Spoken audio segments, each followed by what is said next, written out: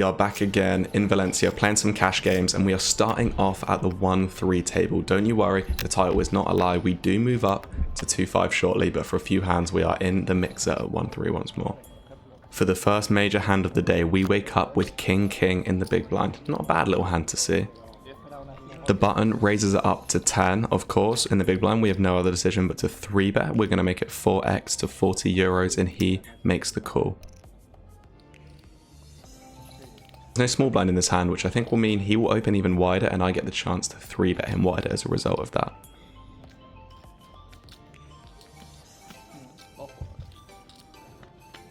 The flop comes 8-7-5 rainbow. I think I'm going to be playing a lot of checks on this board, and it's nice to have a few stronger hands in there. So I check my kings and he checks it back.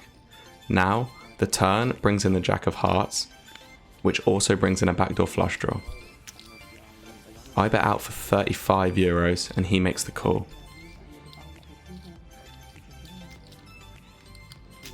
We're hoping to see a clean river we can go for value on, but the river is a 10.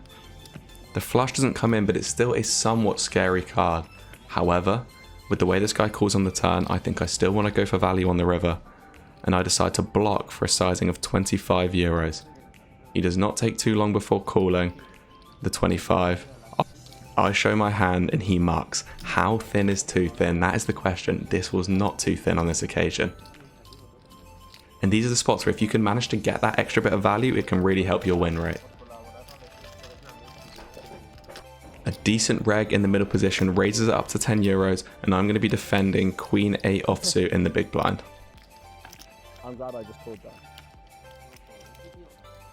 The flop is Ace Queen 3, 2 clubs. He c-bets for 8 euros, so a decently big sizing. And of course, with a pair, I have no other choice but to make the call. The turn is a deuce. Now, he decides to bet 70 euros, a huge sizing on the turn. And I've got to think about how I want to defend this range. Against a capable player that can bluff, you definitely have to find calls. Of course, you can find some calls out of this ace-x region, particularly if I have two pair like ace-deuce or ace-3, although he may think I'll be raising ace-3 on the flop. I think some of the most likely hands for value he's going to be doing this with are ace-queen or queens, so having the queen is actually a really nice blocker in this case. So with that being said, I decide to call my combo and we head to the river. The turn is an ace, which does not bring in the flush. I check again, of course, and now he bets out for 160. I think about this for quite a while, and I still was thinking kind of about the turn spot and how I didn't think that he was going to have as much value as he was claiming to have. However, I think people don't like to bluff this river, so in hindsight, I think going for the catcher here was a bad decision, but I do end up making the call. He turns over 5-4 of hearts for the turn straight. Grow up, mate. I mean, this hand does make sense, but it was sad to see, for sure. And I think I punted it off, giving away 160 euros on that river card. In this next hand, we peel the pocket 3. The under the gun player limps, I overlimp from the cutoff, and the button makes it 15 to go. The small blind calls, the under the gun player calls, and now, well, the price is right. I'm in the mixer. The flop comes a delightful ace 8 3. We make our set and we are in dreamland. It checks around to the button, he bets out a measly 15. The small blind folds, and now the under the gun does something very weird. He raises it up to 40 with only 80 behind. I don't expect him to be raising too many hands, but we're here with the pocket 3s. We are buzzing. I don't think there's much value in just calling, particularly when there's a flush draw on board, and this guy is just going to commit against us with his flush draws now. So I decide to bump it up to 100 euros. The button folds, and the under the gun jams for his extra 20, and we are going off to a run out. The turn, the 7 of hearts. It's a dagger. We did not want to see a heart. And the river, even worse, the 4 of hearts. We do have the 3 of hearts, but to be honest, at this point, we're not even thinking about that. We show our hand, praying he's just got a top pair kind of hand. He turns over 8-8 with no heart. meaning that I ship the pot with my backdoor flush draw and we runner it to take the pot. Very lucky on this occasion, but what a ridiculous caller in the first place. In this next hand, I have a beautiful little hand, Jack 10 suited of the spade variety. Under the gun +1, that splashy player from before calls, and the big blind calls as well. The flop comes 8-7-6. Not going to be doing too much betting here in the slightest, so an easy check, and it checks through. The turn, praise the poker gods, is the 9 of diamonds, maybe the cleanest turn in the entire deck. The big blind leads out for 10. And I think I'll be having a raise. I make it 45 to go. The under the gun +1 player folds and the big blind calls. The river is the 4 of diamonds. Not ideal for the backdoor flush draw to come in, but I've got to go for value. I bet out for 70 euros on the river and he quickly makes the call. I show my hand, he mucks, and that's a big win for the program. I have a lovely little hand, another premium, the ace king offsuit.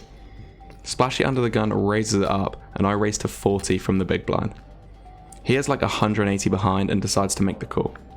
The flop comes not the worst, but also not the best. The king, jack, 3, all diamonds. I decide to play this one a little bit slow, a little bit trappy, and I check. He checks it back. The turn is an ace. And more importantly, not a diamond. On this card, after check on the flop, I feel very safe to bet for value, so I bet out 50, and to my delight, he quickly calls. And just like the little piggies, after having their house blown down for the second time by the big bad wolf, I am praying for a brick. And the river is a 3, no flush comes in. My choice is very simple against this very loose opponent. I jam for about pot behind and he goes into the tank. He's given me the vibes like he's about to fold, unfortunately. So I try my hand at some Spanish speech play. To be honest, I kind of fumbling about. I think my Spanish was letting me down more than my speech play skills here. But either way, I don't think I was getting anywhere.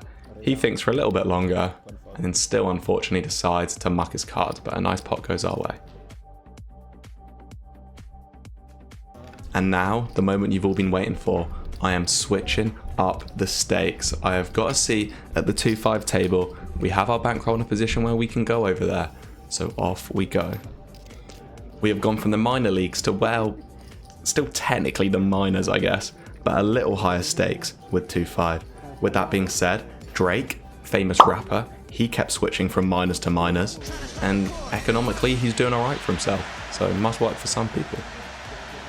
In this next hand, I have Jack 10 suited once again, this time of the heart variety, and I raise it up on the button to 15 euros and the big blind makes the call. The flop, Queen 6-3, 2 clubs and no heart. I see bet for 10 euros. He looks a little bit annoyed that I've bet, but makes the call. The turn, a repeat queen, the queen of spades.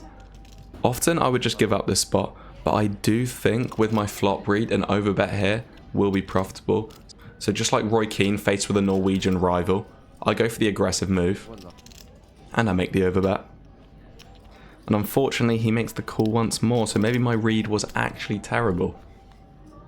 The turn is a brick, and now I'm thinking that a blocker bet will fold out some weak ace high and clubs that may have missed. I block for 35 euros and he makes the call with ace king offsuit. Whilst it is very sad that we've lost this hand, we had not played with this player before, and now we have good intel that he does not 3-bet pre. And if he does, I think it may be aces plus. Sometimes in these videos you have the opportunity to cut hands out of the day that you do not want showing. However, this time I'm going to leave in one that I am not too proud of. The under the gun +1 player limps, a bad player in the cutoff raises to 20 euros, and I call queen jack off on the button. This part, I'm fine with. The flop comes ace ace 10, 2 spades. It checks around to me, and I decide to bet out 20. Looking back on this, I think this is completely unnecessary. I don't know why I've thrown out a bet here. I think I can perfectly happily just check, try and ping off a king, or see what happens on later streets. Just the cut of calls, we head into a turn. The turn is a brick, there's no flush draw, and I think a bet now will fold out all of her hand that does not include an ace. I was doing this with the plan to shut down most rivers. The river, the deuce of spades. This is not one of those, which I wanted to shut down on. I jam for the 200 euros she has left, assuming that now she can fold out weak ace-x's, as I can only really appear to have a flush or better. And she takes no time at all in calling ace-5 offsuit, which is just so dead versus my value, but this is why you don't start firing money in live poker on these kind of boards. Because if you think people are going to fold trips, you are very much mistaken. Strap yourselves in because this next hand is one of the biggest I have ever played in live poker. I see the most beautiful sight in poker, the pocket rockets, we have the aces. I raise it up to 15 euros, a very tight hijack calls, and he is fairly short. However, my friend, someone who I've played a lot of hands with in the small blind, a very, very aggressive reg, perhaps a little too much, raises it up to 70 euros. We are playing very deep. I have about 1100 in my stack and he covers me. I decide to slow play and just call the ace-ace for two reasons. Number one, if I 4-bet here, with him being very short, it makes it much less likely that I'm going to have an absolute bluff. Also, I'll be in position versus a reg that is a little too aggro, with the best hand in poker, not the worst outcome of all time. The hijack decides to just call the 70 euros. The flop is Jack 10 deuce with 2 spades. And it checks all the way through. On the turn 5 of clubs, I want to be polarizing, so I decide to bet out 150 after all this passivity that's been shown in front of me. The fact that the very aggressive reg is not betting means he likely has some showdown value, and I think he will call me off because we have a very aggressive dynamic. After my bet of 150 euros, the hijack folds and the small blind calls. The river, a beautiful 8 of diamonds. Whilst he could potentially have some queen 9 that gets there for a straight, for the most part, this is going to be a pretty bricky river. And on this river, I will only have one sizing. And that's all in. All in. I can be beat by a few traps, but I think there's much more value in shoving than there is check calling. And this begins the biggest tank I have ever faced in my life. He goes into a tank, which I just checked on the footage, it lasts for 6 minutes. The whole time, I'm just staring at the board. The longer the time goes on, the more and more I am praying for a call from my opponent. And after all this time, he sticks in the call and we ship a pot worth 2,000 euros. They push it to me and I'm absolutely buzzing. In this next hand, I have aces again. Let's have a repeat of the last time, please. I raise it up on the button and get called. The flop is queen 8 deuce. I c-bet and he folds? What do you mean fold? It's so sick, man. I never get paid with aces. Well, this is getting a little bit awkward at this point. A few hours have passed before I last recorded a hand, but the luck box continues with ace-ace again. The same guy from the last hand, the very aggro reg, raises it up under the gun to 15 euros. I 3-bet to 45. And I see incredible news when he 4-bets me to 120. Now, in live poker, I do not play a 5-bet range. I think people do not 4-bet enough in general, and a 5-bet range is just unnecessary. So I decide to just call in position. The flop, king 6 deuce with 2 clubs. He bets out for 85 on the flop, and I of course have no other decision but to just smooth call. The turn is a non-club 8, which is absolutely fine by me. He checks. When he checks at this point, I no longer put him on any kind of combos of ace king, kings, king queen, anything of this strength, and I think he has some showdown value. So to me, that is a pocket pair below a king, queens, jacks, tens, a lot of the time. After he checks, I've got to go for value, and I bet big for 350 euros. and without thinking for too long, he makes the call. So once again, we are going off to a river with absolutely heaps in the middle, praying for a brick. The river, the 10 of diamonds.